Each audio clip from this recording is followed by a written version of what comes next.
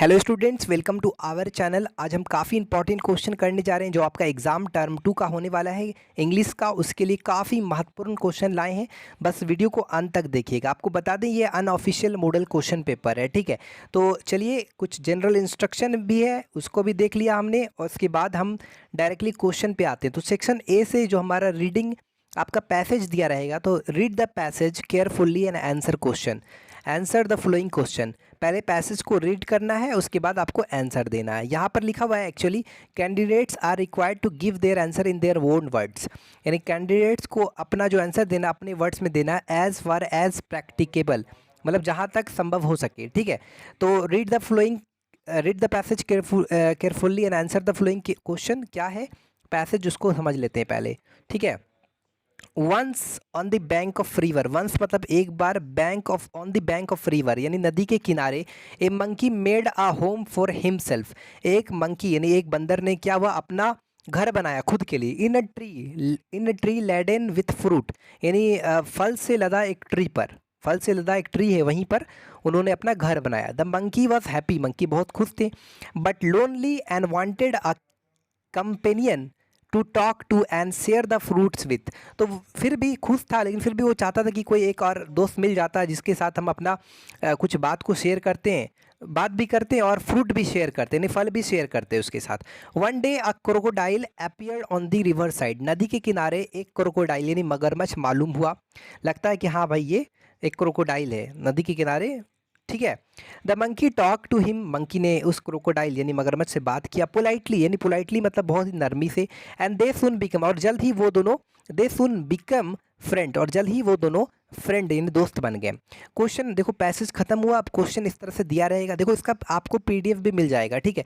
Video को आप like भी कर देना, चैनल को सब्सक्राइब भी कर लेना। और इसका पीडीएफ लेने के लिए टेलीग्राम पे उसका पहले देखो, पहले समझ लो, उसके बाद पीडीएफ लेकर अच्छा से कर लेना, ठीक है, समझ लेना। Where did a monkey make a home, पहला क्वेश्चन है where did a monkey make a home, monkey ने अपना घर कहाँ बनाया था वो पूछ रहा है। तो इसका आंसर जो होगा हमारा क्या होगा, a monkey made a home on the bank of river, monkey ने अपना जो घर बनाया वो नदी के किनारे बनाया। In which tree did a monkey make home, तो मंकी ने कौन से ट्री, इन विच ट्री, तो यहाँ पर a monkey made a home in a tree laden with fruit, एक ट्री था, एक ट्री था जिसमें पेड़ से मतलब फलों से लदा हुआ एक ट्री था, उसमें ही अपना घर बनाया था, ठीक है। तीसरा नंबर क्वेश्चन, फॉर हुम did a monkey make a home, किसके लिए मंकी ने मंकी ने घर तैयार किया था। तो ये monkey made a home for himself, monkey ने जो घर बनाया वो खुद के लिए बनाया, ठीक है। ये भी क्लियर हो जाता है।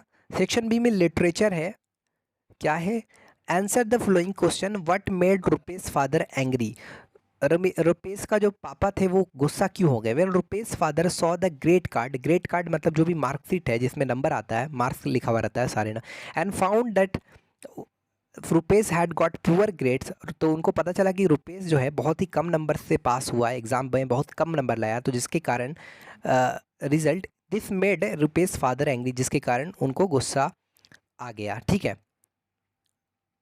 What is the biggest achievement of PV Sindhu? The biggest achievement of PV Sindhu is that she became the youngest recipient of India, यानी कि जो बिगेस्ट अचीवमेंट था पीवी सिंधु जो कि बैडमिंटन की चैंपियन है, is that she become the youngest यानी youngest recipient of India, fourth highest, highest मतलब सबसे ज़्यादा सिविलियन ऑनर उसको मिलता है जो अपने फील्ड में काफ़ी महारती होता है, यानी उस फील्ड में वो बहुत ही कमाल प्रदर्शन करता है, तो वो उसको इस ऑनर का सम्मान मिलता है, उस वक्त इस चीज़ का उसको सम्मान मिलता है। द पद्मा श्रीवती the Padma Shri and in 2016 Rajiv Gandhi Khel Ratna award भी मिल चुका है किसको, पीवी सिंधु को, क्योंकि ये अपने खेल में क्या है, काफ़ी काफ़ी अच्छी है इसलिए।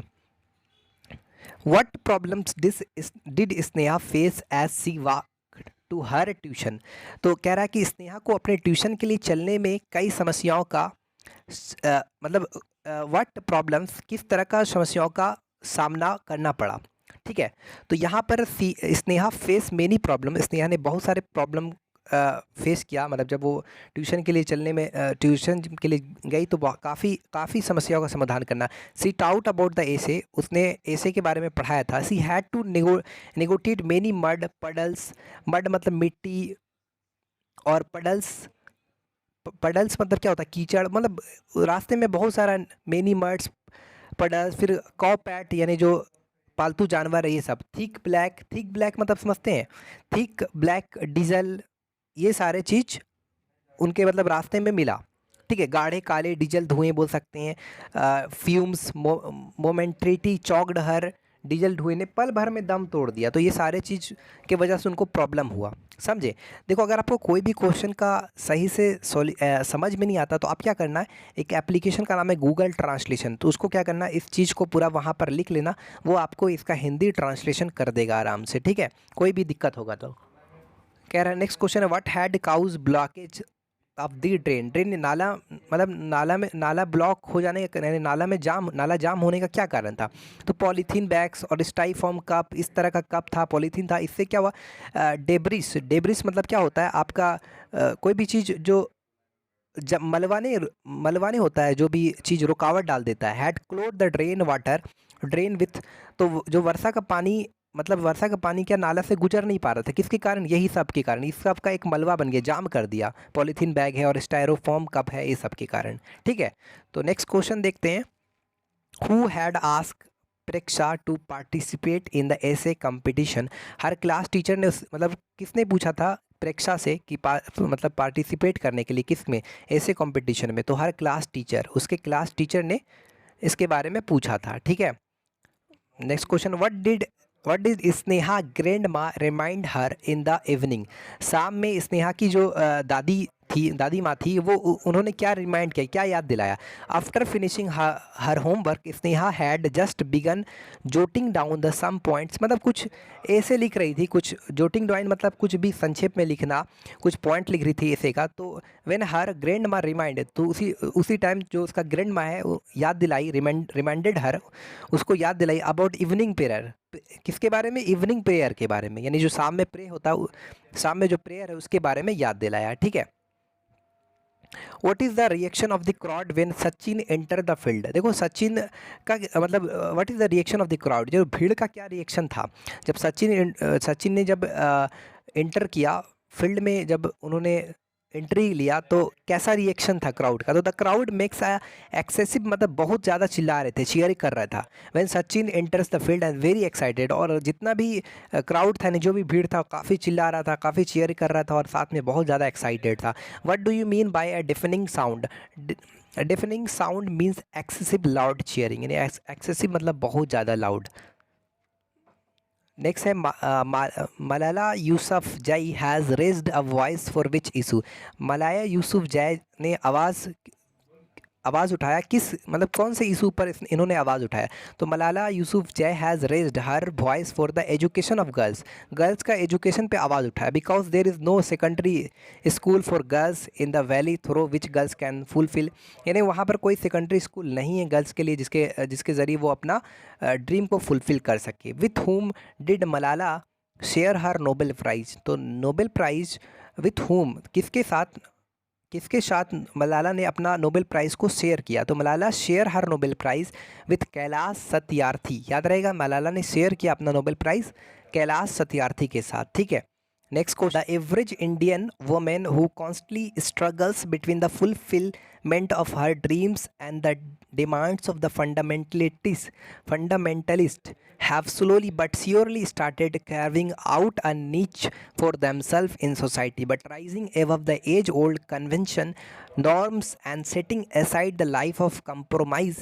and देखो यहाँ पर जो आपको मिटा हुआ लग रहा है उसका आप लिख लीजिएगा, sacrifice है, द इंडियन है, फीमेल्स है, FEMALE, फिर ये जो कॉमा दिया है, फिर S, जर्नी है, फ्रॉम VION, ऑब्लिवन है। ठीक है, ऑब्लिवन है, याद रखिएगा।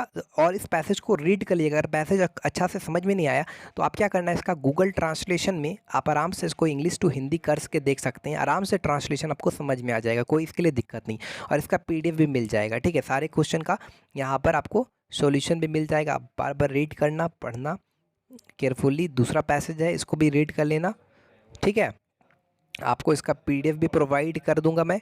यहाँ पर लिखा राइट एन एप्लीकेशन लिखना है टू द प्रिंसिपल, यानी प्रधान अध्यापक को आपको एप्लीकेशन लिखना है for requesting him to grant you sick, मतलब छुट्टी के लिए, मतलब बीमार हैं आप तो उसके लिए छुट्टी चाहिए आपको फॉर 5 डेज़ के लिए, तो उसको लिखना है। तो कैसे लिखेंगे, simply to the principal STG high school Dudhani, जो भी है आपका दुधानी दुमका, जो भी है आपका, through the class teacher subject for granting sick leave, है ना, छुट्टी के लिए, छुट्टी के संबंध में sir I beg to say, state नहीं आई बेग टू से है, ठीक है। सर मैं कहना चाहता हूँ I have been suffering from fever, बुखार से मैं पीड़ित हूँ, है ना, फॉर 2 days, 2 दिनों से। Sir I am unable to attend the classes, हम एबल नहीं है क्लास अटेंड करने के लिए। Besides the doctor has advise me, doctor ने मुझको सलाह दिया टू टेक रेस्ट, मतलब आराम करने के लिए। तो काइंडली ग्रांड मी, ग्रांड छुट्टी देने की कृपा करें, seek leave for 5 days, 5 days के लिए छुट्टी देने के लिए कृपा करें। ऑब्लिक, ऑब्लिक मतलब होता है आभारी रहेंगे इसके लिए। थैंक यू योर, जो भी नाम है ओबीडियंटली लिख लीजिएगा, समझ गए। तो क्लियर तरीके से अब लिखा right a paragraph on any one of them, my best friend पे लिखना है, द पोस्ट मास्टर पे लिखना है, माई स्कूल पे लिखना है।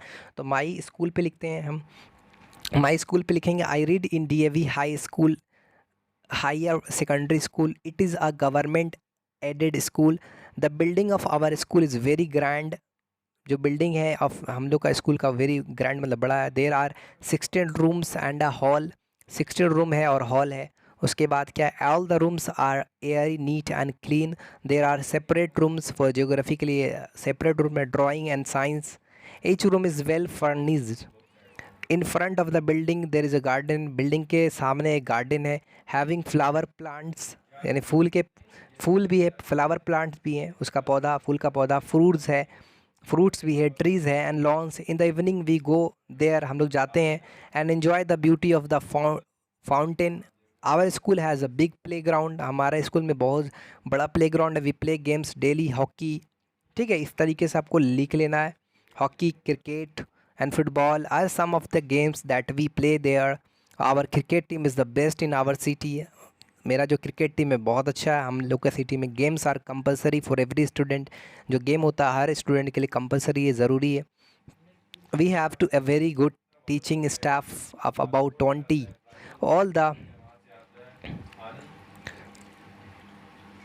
all the teachers and principal are very kind and hard working, so the result of our school are always very good, thus our school is an ideal one। तो I hope ये चीज़ आपको clear तरीके से समझ में आया। Video अच्छी लगी तो चैनल को सब्सक्राइब कीजिएगा, अगर इसका PDF चाहते हैं तो PDF भी मिल जाएगा, ठीक है। फटाफट हार्ड वर्क कीजिए। और देखिए अगर आपको कुछ भी इंग्लिश समझ में नहीं आता है तो आप क्या कर सकते हैं, गूगल ट्रांसलेशन का यूज़ कर सकते हैं। गूगल ट्रांसलेशन का हम दिखा देते हैं आपको, ठीक है। चलिए हम आपको गूगल ट्रांसलेशन दिखा देते हैं। तो गूगल ट्रांसलेशन किस तरह का होता है, देखो ये इसका आइकन है, इस पर क्लिक करना है। इसमें क्या होता है, इंग्लिश से हिंदी, जैसे इंग्लिश टू हिंदी करना है, ये English to Hindi, Hindi to English आप कर सकते हैं। जैसे हम यहाँ पर कुछ भी लिखेंगे उसका हिंदी ट्रांसलेशन, जैसे हम लिखें जैसे हम लिख दिए आई एम गोइंग, तो इसका हिंदी ट्रांसलेशन आ जाएगा मेरे पास करके, ठीक है। देखिए मैं जा रहा हूँ। तो इस तरीके से आप अगर कोई इंग्लिश समझ में नहीं आता है तो आप हिंदी से उसको समझ सकते हैं क्या कह रहा है, ठीक है।